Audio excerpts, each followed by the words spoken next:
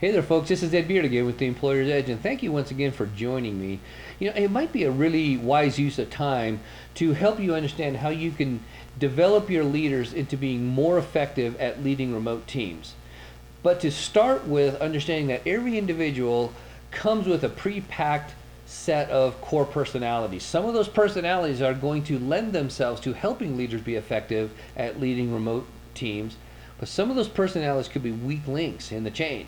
They can actually set leaders up to fail at leading remote teams. And in all fairness to your leaders, if this is what the organization is expecting now, to lead remote teams, you have to help your leaders understand where they might fail and where they might succeed. You do that with our talent traits assessment. Here's what I mean by that.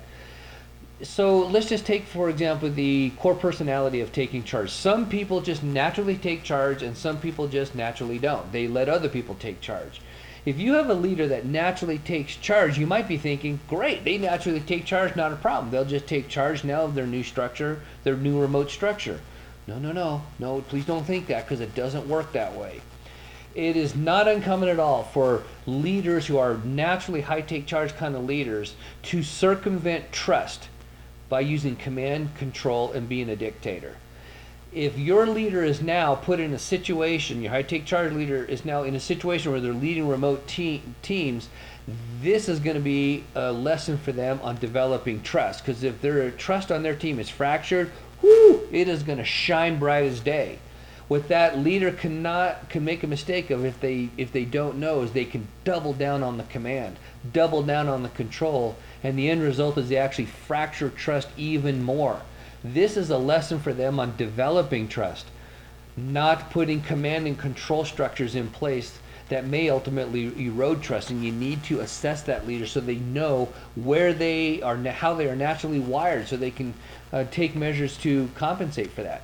Folks on the left side of that take charge scale, they can often not take charge enough. They didn't need to in the office. Someone always did, even if it wasn't them. Well, in a remote situation now, taking charge is a whole lot different. This is going to be for them a lesson on values, value of reliability and initiative. Can the organization rely on them to take charge of that remote team? Can the organization know that, will the organization know that they will take the initiative to take charge of that remote team? See, this is all about values for them. Folks who are left side take charge, they just don't take charge like high take charge people do. They aren't wired that way. If they could, they'd have done it already, but you know what, they haven't.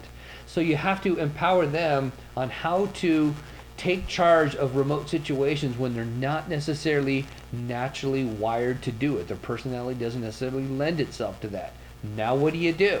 If you need help on that, assessing your folks, setting them up for success, give us a call here at the Employer's Edge. We'll get you there.